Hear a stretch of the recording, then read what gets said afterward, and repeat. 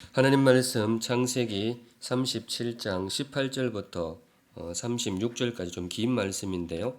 18절부터 28절까지는 제가 그냥 읽어드리겠습니다. 읽어드리고 29절부터 제가 읽고 나면 교독을 시작하도록 하겠습니다. 18절부터 28절까지는 제가 읽을게요.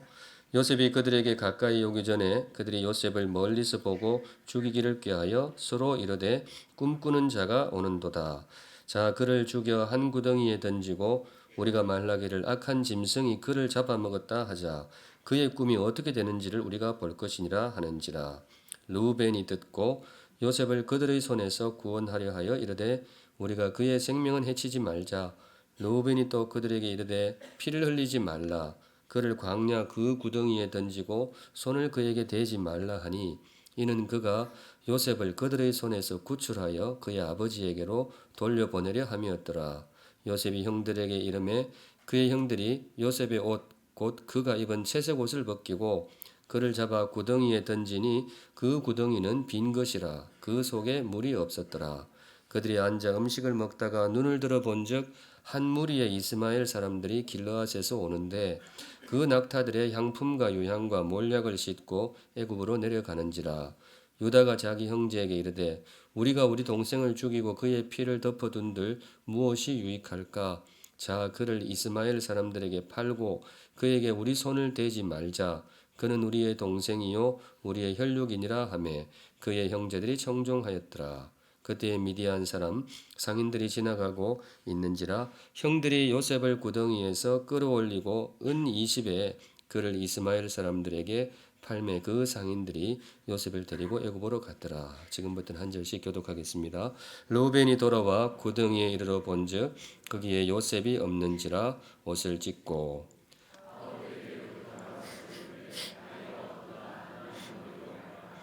그들이 요셉의 옷을 가져다가 순념소를 죽여 그 옷을 피에 적시고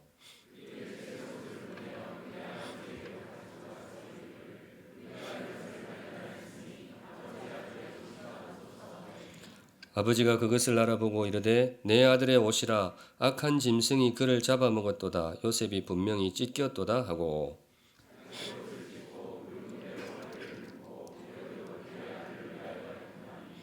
그의 모든 자녀가 위로하되 그가 그 위로를 받지 아니하여 이르되 내가 슬퍼하며 수월로 내려가 아들에게로 가리라 하고 그의 아버지가 그를 위하여 울었더라. 그 미디안 사람들은 그를 애굽에서 바로의 신하 지휘장 보디발에게 팔았더라. 아멘. 네, 오늘 이 말씀으로 주님 주시는 교훈을 함께 받도록 하겠습니다. 성경에는 이렇게 이야기 형식으로 된 내용들이 굉장히 많거든요. 우리 선조들이 살아갔던 삶의 모습, 하나님 역사하신 모습들을 이야기로 쭉 풀어주시는데 이야기 흐름을 잘 찾아가시면 좋겠습니다. 오늘 요셉이 어떻게 되었죠? 구덩이에 빠졌다가 나중에는 어디로요? 애굽으로 노예로 팔려가게 됩니다. 굉장히 힘겨운 삶이 시작되는 그런 장면이 되겠습니다. 오늘 주님께서 우리에게 주시는 말씀은 구덩이입니다. 구덩이. 제가 제목을 차가운 구덩이에 앉아 그렇게 잡아보았습니다. 성도 여러분 혹시 그런 때가 있으셨는지요? 차갑고 메마른 구덩이에 떨어졌을 때 혹은 그렇게 느껴졌을 때 혹시 그런 때가 있으셨는지 모르겠습니다. 설교는 언제나 모두를 위한 말씀이지만은 특별히 오늘은 힘겨운 삶을 살아가시는 분들에게 주시는 말씀으로 받으시면 되겠습니다.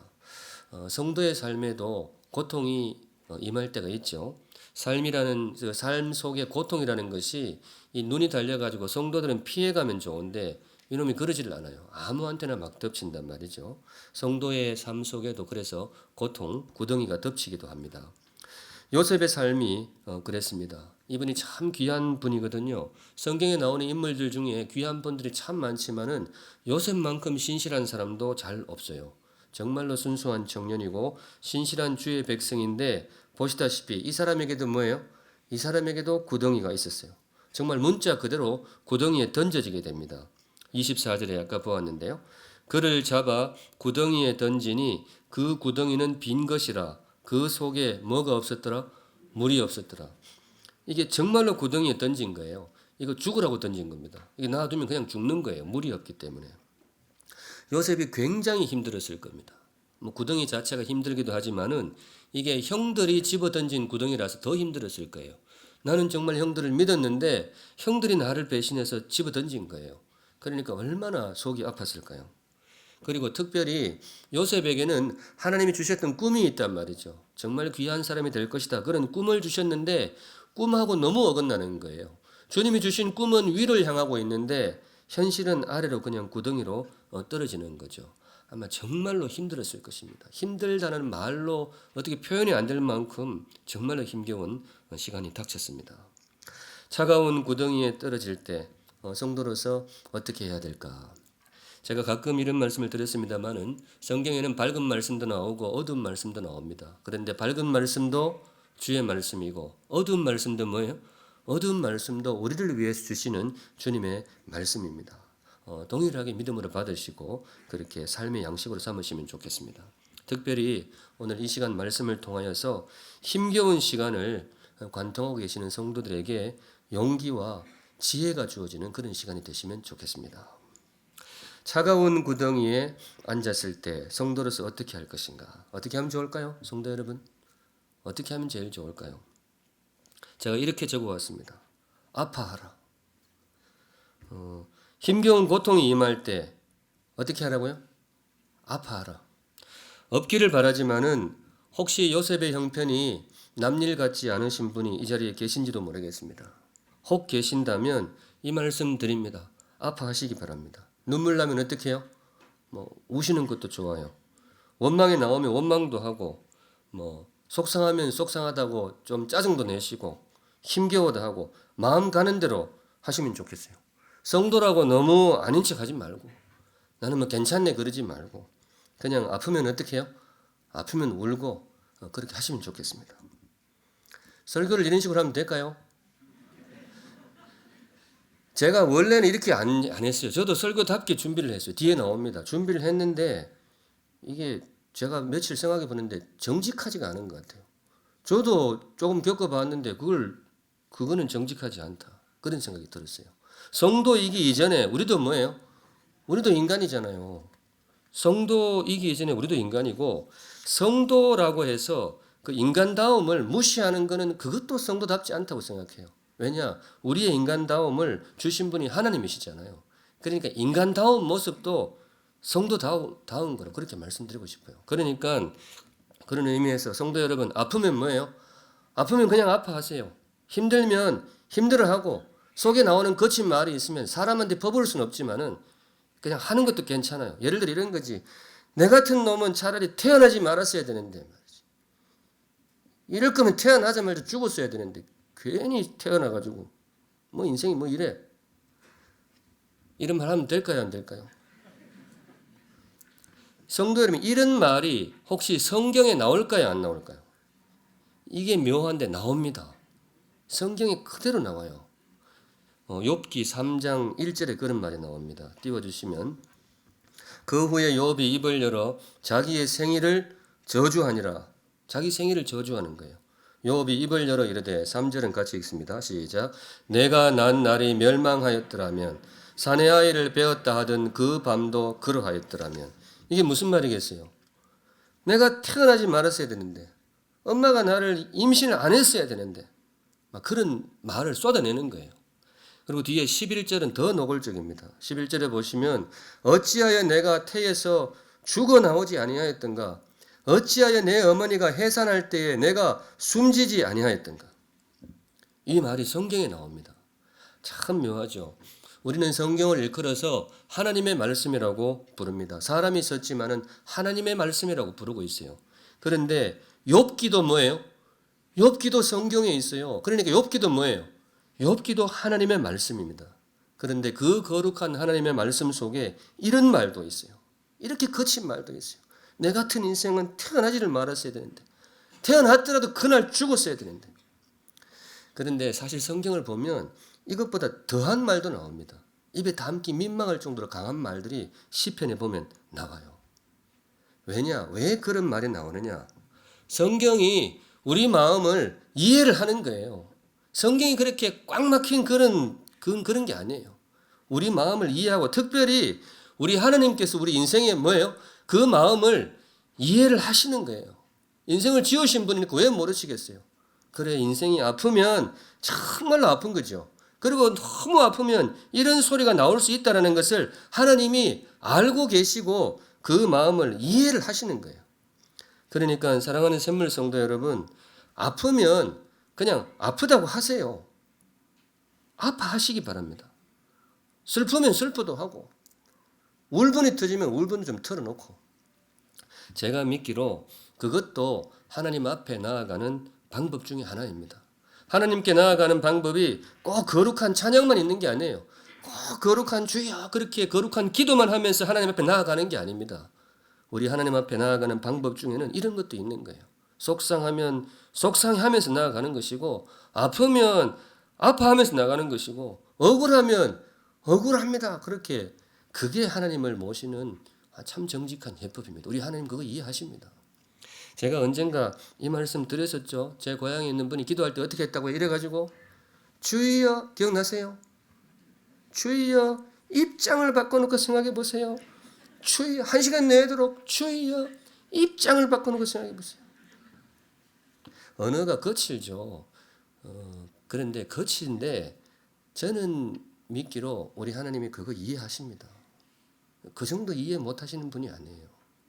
그러니까 여러분들 속상할 때는 속상해 하시고 아플 때는 아파하시기를 주님의 이름으로 축원합니다.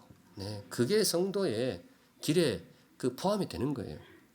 그런데 그 아파할 때에 누군가 옆에서 뭐예요? 같이 아파해주면 참 좋겠죠.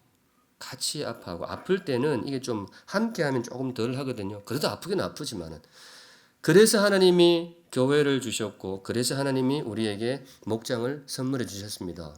교회의 의미는 다양하게 있지만은 교회는 함께 아파하는 사람들의 모임입니다. 목장은 함께 아파하는 그 곁을 지켜주는 사람들의 모임이라고 보시면 되겠습니다. 바로 그렇게 하시면 좋겠어요. 주변의 성도들 중에 힘든 분이 있을 때는 우리 다른 건 못해도 같이 아파해 주면 좋겠어요. 괜히 뭐 가르치려고 하지 마세요. 집사님 하나님의 뜻이 있습니다. 이런 말도 함부로 하지 마세요.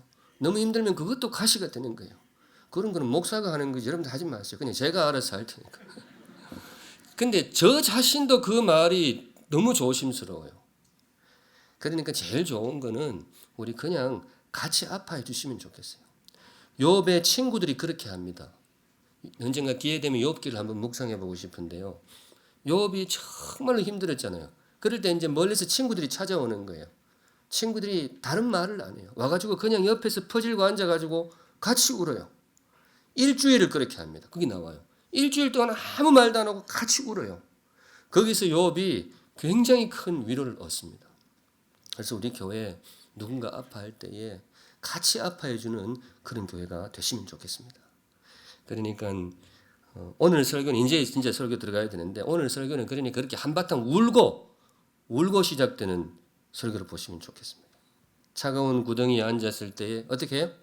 아파하라. 그런데 그렇게 울고 나서 그 다음에 어떻게 할 것이냐. 그게 너무 인간적인 모습이고 하나님이 이해를 하시는데, 거기에 더해서 주님께서 우리에게 성도로서 조금 더 기대를 하시는 거예요.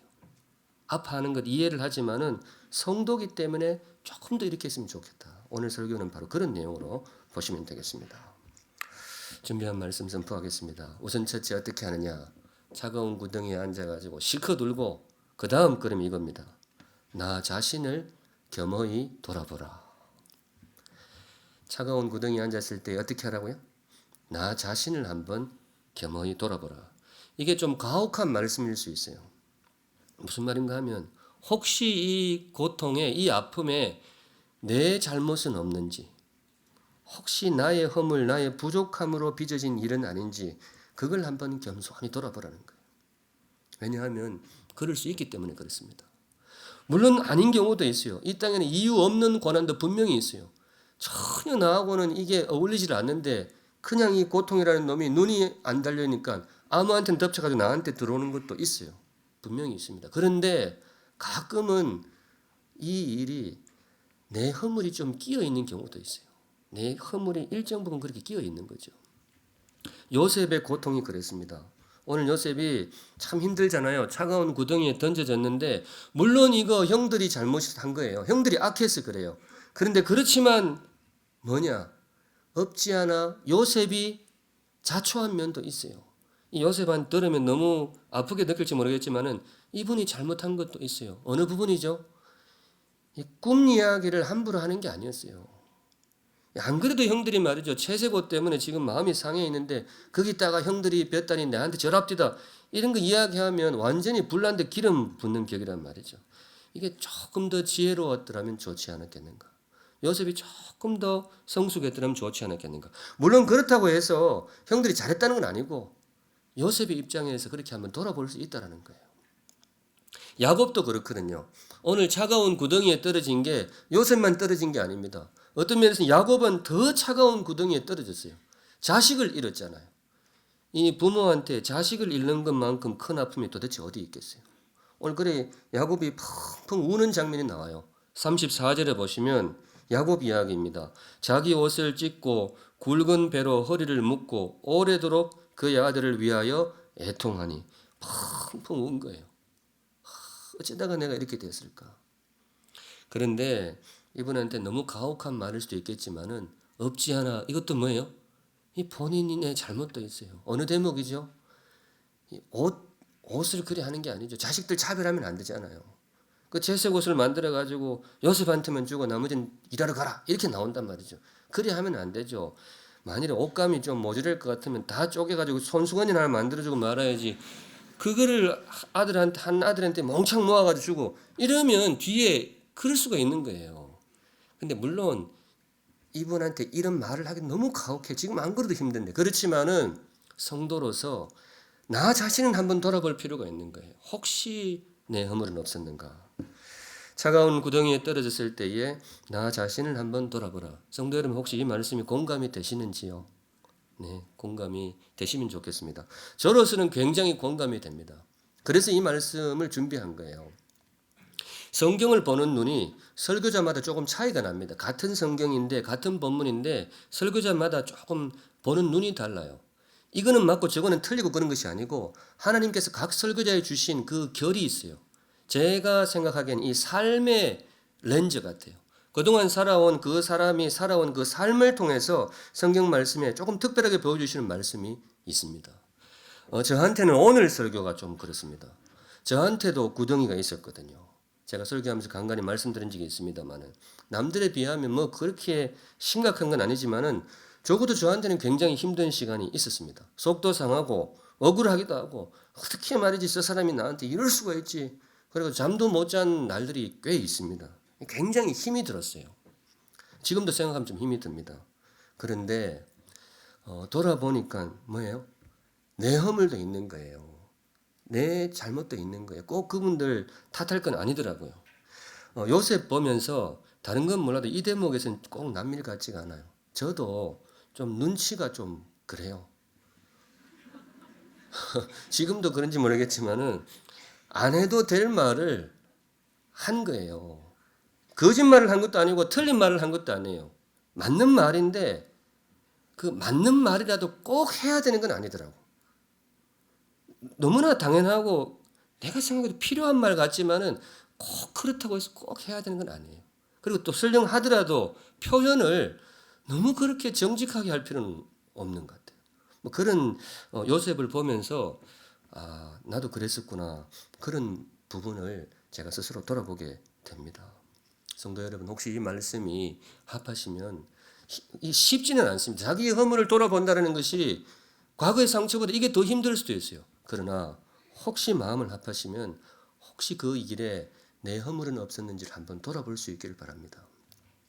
요셉이 그렇게 합니다. 요셉이 자기의 허물을 돌아봅니다. 물론 성경에는 요셉이 어느 날 밤에 탁 앉아서 그때 내가 잘못했지 이렇게 그게 명시적으로 나오지는 않아요. 그런데 행간을 읽으면 충분히 알 수 있는 게 뭔가 하면 이 일 후에 사람이 많이 변합니다. 요셉이 굉장히 많이 변해요. 굉장히 성숙해지는데 말을 함부로 안 해요.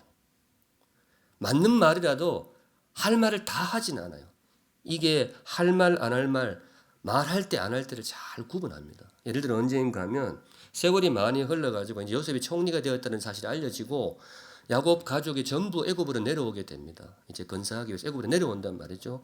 내려왔을 때에 요셉이 총리가 되어 있으니까 당연히 이제 그 가족을 애굽의 황제가 보고 싶어 하죠. 애굽의 황제 바로가 그래 네 가족이 왔다니 한번 보자 이랬는데 요셉이 옛날 같으면 그냥 덜컥 들어가겠죠. 들어가서 황제님 이 사람이 아버지고 이 형들이고 특별히 저 형이 그때 내 구덩이 던진 사람입니다.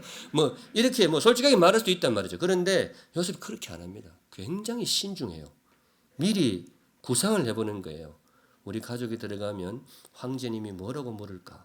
그걸 생각해 보고 그때 우리 가족이 어떻게 대답하는 것이 앞으로 내 가족을 보살피는데 제일 좋을까? 이걸 미리 구상을 해요. 그래가지고 아버지한테 말해줍니다. 아버지 이번에 들어가면 분명히 바로 황제가 이렇게 물을 건데 이렇게 대답하십시오.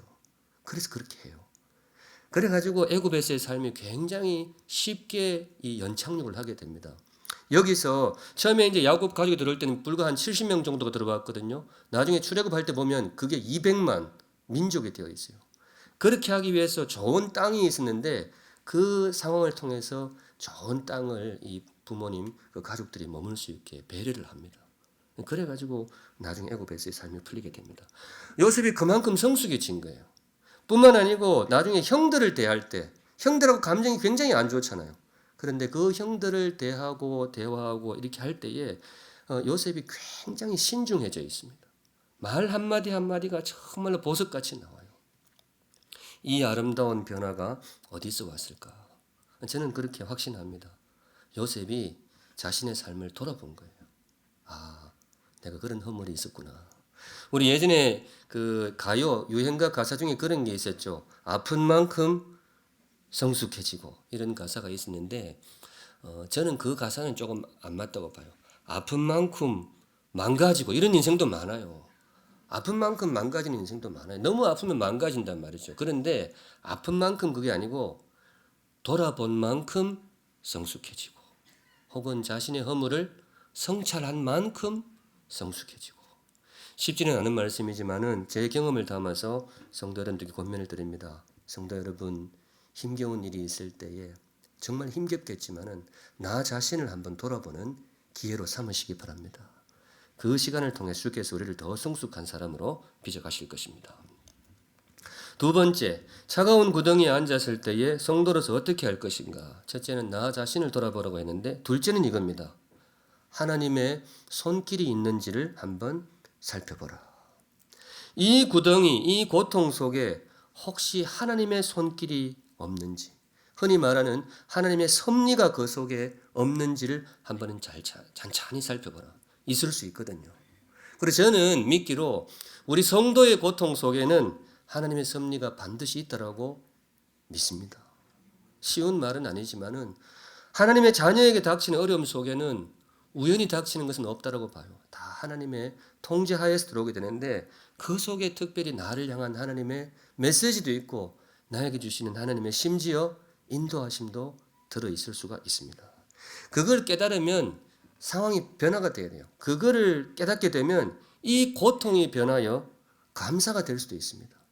참 묘한 것이 그 하나님의 손길을 발견하게 되면 그 아픔이 변화하여서 기쁨이 될 수도 있어요. 이게 참 신앙의 이 묘한 부분이에요. 요셉이 그렇게 합니다. 요셉이 그걸 경험을 해요. 요셉의 구덩이가 변하여 나중에 기쁨이 됩니다. 언제인가 하면 창세기 45장 5절에 이런 구절이 나옵니다. 창세기 거의 끝날 무렵인데 정말 귀한 고백이 나와요. 5절 같이 읽습니다. 시작. 당신들이 나를 이곳에 팔았다고 해서 근심하지 마소서, 한탄하지 마소서. 하나님이 생명을 구원하시려고 나를 당신들보다 먼저 보내셨나이다. 이거 누가 한 말인가 하면요. 요셉이 형들한테 한 말이에요. 형들이 지금 요셉 앞에 바들바들 떨고 있어요. 왜? 과거에 한 짓이 있으니까. 이 동생을 말이지 노예로 팔아버렸는데 나중에 보니까 그놈이 애굽의 총리가 된 거예요. 현재 우리는 다 죽었다 이러고 있는데 그때 동생 요셉이 형들을 향해서 하는 말이 뭔가 하면 형님들 너무 걱정하지 마십시오. 형님들이 나를 판 게 아닙니다. 형님들이 나를 판 게 아니고 하나님이 형님들을 사용하셔서 나를 애굽에 먼저 파송하신 겁니다. 이 고백을 하는 거예요. 형님들 그러니까 너무 걱정하지 마세요. 저 형님들 미워하지 않습니다. 형님들이 나를 판 게 아니고 하나님이 나를 형님들의 손을 빌어서 이곳에 먼저 보내신 겁니다. 우리 가족 건사하라고. 아름다운 고백 아닙니까? 정말 대단한 고백이죠. 요셉 정말 대단해요. 우리가 요셉의 삶을 참 보석같이 빛나는 삶이다 그렇게 말할 수 있는데 그분의 삶이 반짝반짝 빛나는 것은 단지 총리 때문에 그런 게 아니에요. 그분의 총리 인장 반지 때문에 반짝반짝 빛나는 게 아니고 이런 고백이 정말로 그분의 삶을 아름답게 빛나게 합니다. 이름하여 섭리의 고백, 하나님의 손길에 대한 고백이 되겠습니다. 요셉이 살면서 이걸 깨달은 거예요. 그 고통 속에서 이 속에 하나님의 손길이 있었구나. 여기에 바로 하나님의 뜻이 있었구나. 그걸 깨달은 거예요.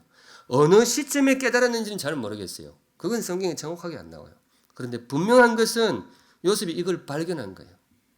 그걸 발견하고 나니까 이 아픔이 변하여 기쁨이 되었고 구덩이가 변하여 감사가 되었습니다. 물론 이것도 쉬운 말씀은 아니지만 혹시 고통 중에 계신 분이 계시다면 이 말씀으로 위로를 받으시면 좋겠습니다. 여러분의 고통에도 분명히 주님의 뜻이 있으리라고 믿습니다. 사실 고통의 문제는 모든 말들이 조심스럽고 설교하면서도 굉장히 긴장이 돼요. 그런데 주시는 말씀이니 제가 선포합니다. 고통 중에 있는 하나님의 섭리를 발견할 수 있기를 주님의 이름으로 축원합니다. 성경을 보면 하나님이 당신의 백성을 그렇게 인도하시는 경우가 굉장히 많아요. 이 주의 인도하심이라는 것이 항상 이 탄탄대로로만 가는 게 아니고 산길이 많아요. 그린라이트 파란색 불만 있는 게 아니고 유턴으로 인도하시는 경우가 굉장히 많습니다. 요셉도 그랬고 나중에 요셉의 자손 중에 하나 나온 모세도 그랬어요. 모세란 사람도 그랬어요. 모세의 삶도 요셉 못지않게 힘들었거든요. 이 사람도 알고 보면 구덩이 인생이에요. 요셉이 구덩이에 던져졌는데 모세도 그랬어요. 모세도 이 삶을 살펴보면 적어도 인생에 2번 크게 구덩이에 내동댕이 쳐진 적이 있습니다. 처음이 언젠가 하면 태어나자마자 모세가 어느 구덩이에 던져지느냐? 나일강 구덩이에 던져져요. 그 갓난아기를 부모가 갈대상자에 담아가지고 어디다 던져요? 나일강에다 던집니다. 그때 당시 이제 이스라엘 백성들이 애굽에서 노예 생활하고 있을 때인데 너무 자손이 불어나니까 애굽에서 긴장이 되는 거예요. 그래서 어느 순간 시점을 정해가지고 이스라엘 백성의 사내 아이는 다 죽입니다. 특별히 태어나는 거는 여자아이는 낳아두는데 사내 아이는 다 죽여요. 이거 커가지고 나중에 저항할 수 있으니까. 하필 그때 모세가 태어난 거예요. 아들 태어나면 기뻐해야 되는데 부모가 기가 차는 거죠. 일단 숨깁니다. 다락방에 숨기는데 애가 앵애하니까 도저히 숨길 수가 없어요. 그래서 마지막 수단을 어떻게 하느냐? 갈대상자에 담아가지고 나일강에 던집니다. 우리는 뭐 그 뒷 이야기를 아니까 이제 곧 애국 공주가 나오겠구나. 그래 데려가겠네. 이래 하는데 당사자 입장에서 생각해 보세요. 어떻게 됐어요? 그거는 요셉의 구덩이보다 더한 구덩이에 던져진 거예요. 이 인생이 그냥 끝날 수 있는 상황이에요. 그런데 여기에 하나님의 손길이 있었어요. 하나님이 모세를 애국 궁정에 들여보내기 위해서 그 구덩이를 허락하셨던 거예요. 또 있습니다. 2번째 구덩이는 뭐 여기서 끝이 아니고 모세의 나이 40살에 또 한 번 구덩이에 내동댕이 쳐지는데 그거는 뭔가 하면 광야 구덩이에 던져져요. 나이 40살에 이 모세가 살인사건을 저지르게 돼요.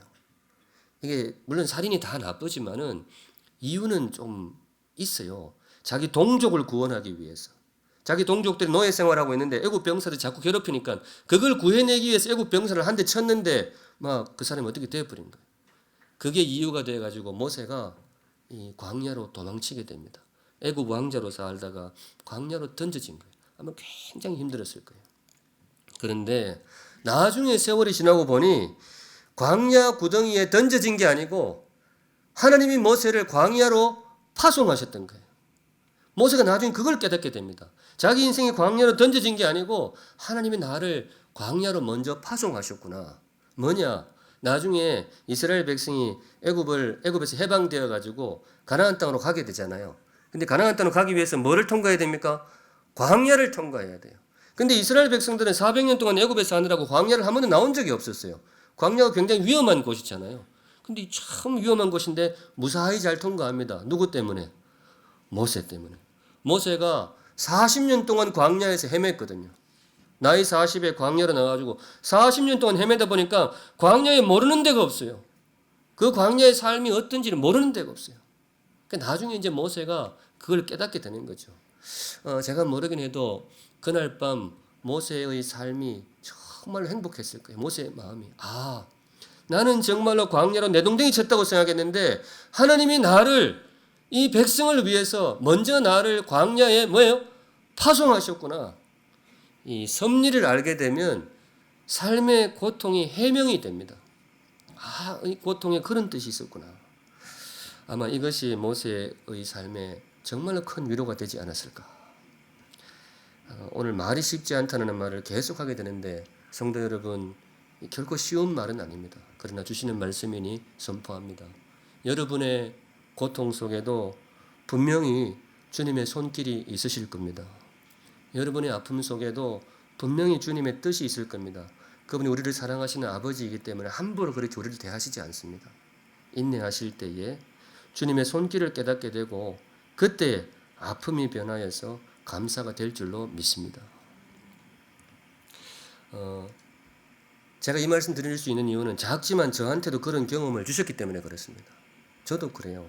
제가 간간히 말씀을 드린 수 있었습니다만은 샘물로 오기까지 저한테도 아픔이 있었거든요.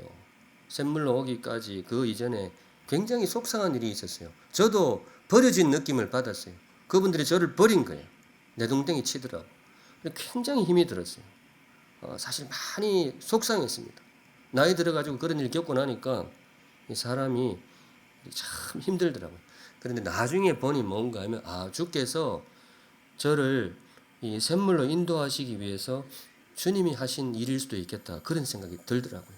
그러니까 제 마음에 굉장히 감사가 일어났습니다. 하나님 그렇게 인도해 주셨군요. 감사합니다.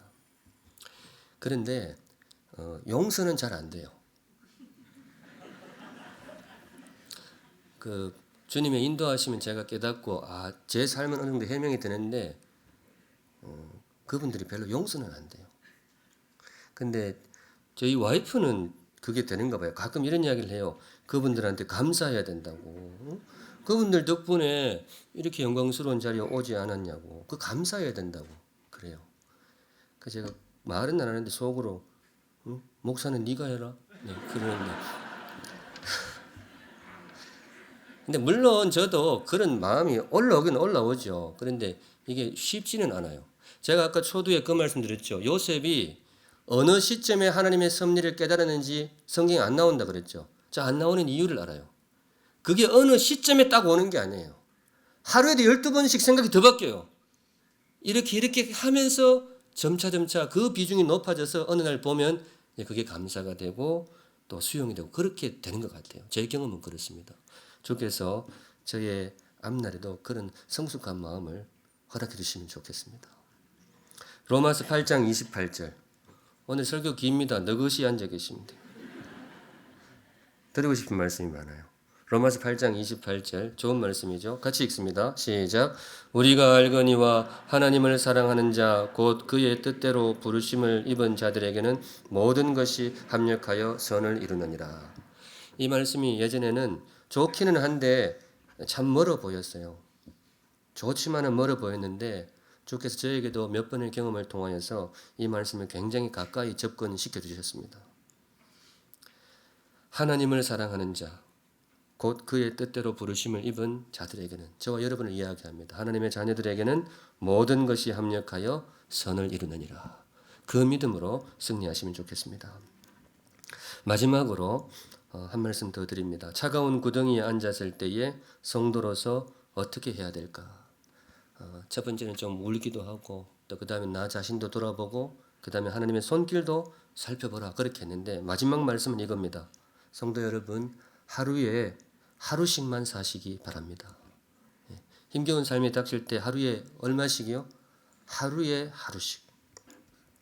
이건 사실 성경에 나오는 건 아니고 언젠가 신방을 갔다가 제 입에서 그냥 저도 모르게 툭 튀어나온 말이었어요. 우리 샘물교회는 아니고 예전에 교역자 생활을 한 지 얼마 안 되었을 때에 어느 집사님 신방을 갔는데 그분 삶을 듣는데 너무 심한 거예요. 와 어떻게 인생이 이럴 수가 있을까 싶을 정도로 하여튼 너무 힘이 들어요.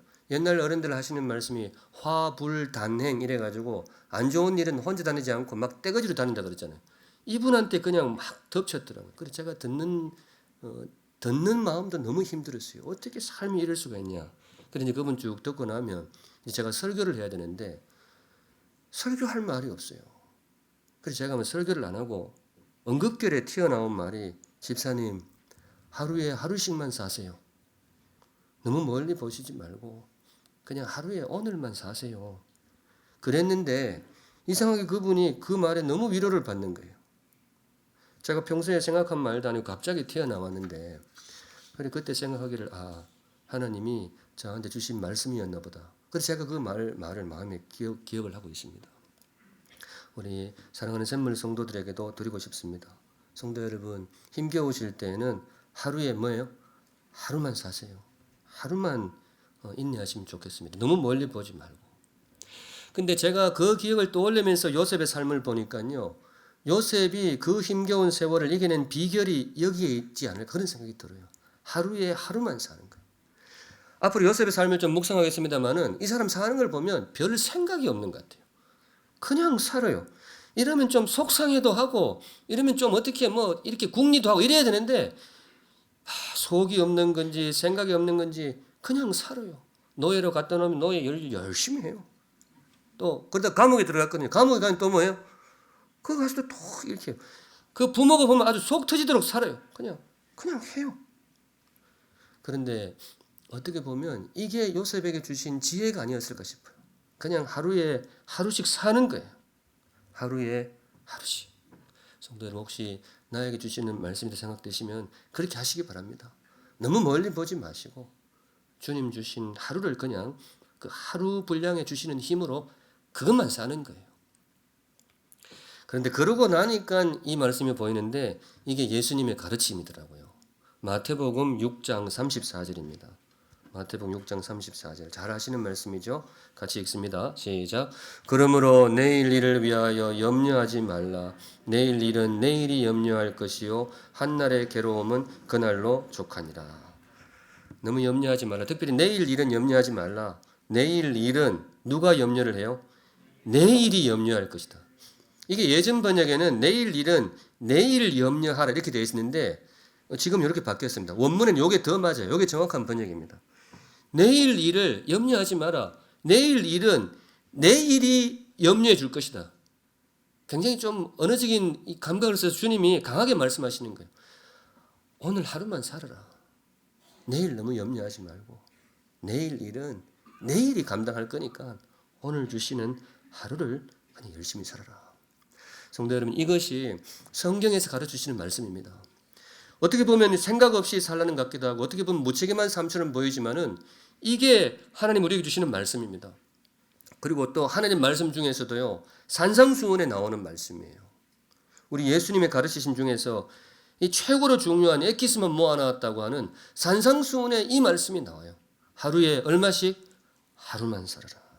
그게 어떤 면에서 연약한 인생이 힘겨운 시간을 관통해낼 수 있는 주님이 주신 지혜가 아닌가 그런 생각이 듭니다. 오늘 말씀 정리합니다. 오늘 주신 말씀 차가운 구덩이에 앉아. 없기를 바라지만은 들어보면 우리 성도들 중에도 이게 남일 같지 않은 분들이 들어있을 거예요. 강도의 차이는 있지만은 우리 주의 백성의 삶에도 구덩이에 빠진 것 같은 그런 시간들이 있거든요. 있단 말이죠. 그때 어떻게 될 것인가. 성도 여러분 처음에 주신 말씀 기억하시나요? 아플 때는 어떻게 하라고요? 그냥 아파하세요. 그것도 주님 앞에 나오는 길입니다. 성도의 길이 그렇게 경직되지 않습니다. 솔직하게 아파하시기 바랍니다. 실컷 우시고 그 다음에 이 말씀이 생각나시면 성도로서 조금 더 성숙한 길을 한번 걸어보시기 바랍니다. 겸손히 나의 허물을 한번 돌아보는 거죠. 그리고 이 아픔 속에 하나님의 손길이 없는지를 꼭 살펴보시기 바랍니다. 주님의 자녀에게 임한 아픔은 분명히 있다라고 믿습니다. 그렇게 그 믿음으로 하루에 하루씩 믿음으로 나아갈 때에 주께서 저와 여러분에게 반드시 귀한 승리를 선물해 주실 것입니다. 믿음으로 살아가시고 믿음으로 싸우셔서 승리하시는 행복한 인생 되시기를 주님의 이름으로 축원합니다. 아멘. 함께 찬양하겠습니다. 나는 믿네. 내게 허락하신 시련을 통해 함께 찬양하겠습니다. 거룩하신 하나님, 주신 말씀 마음에 새깁니다. 인생의 고통이 눈이 달려서 성도들은 피해가면 좋은데 주님 그렇지 못한 현실을 잘 알고 있습니다. 원치 않지만은 힘겨운 시간을 관통한 우리 성도들 주님 힘주시고 능력 더하여 주시옵소서. 특별히 오늘 우리에게 예비된 은혜가 있다면 그거 모아서 우리 힘겨운 성도들에게 부어주셔도 참 좋겠습니다. 승리하는 하루가 되게 하여 주시옵소서. 하나님의 손길이 있을 줄로 믿습니다. 주의 자녀들에게는 무의미한 일은 절대로 벌어지지 않음을 잘 알고 있습니다. 모든 것이 합력하여 선을 이루느니라. 이 말씀 경험하는 우리 성도들 되게 하여 주시옵소서. 거룩하신 주님, 주의 백성들 정성으로 하나님께 헌물을 올려드립니다. 기쁘게 받아 주시옵소서. 신앙 고백으로 드리는 헌물 받아주시고 감사와 소망을 담은 헌물 받아주시고 새겨진 글귀들 한 글자 한 글자 주님 다 살펴보시고 우리 성도들 가장 복되고 선한 길로 인도하여 주시옵소서.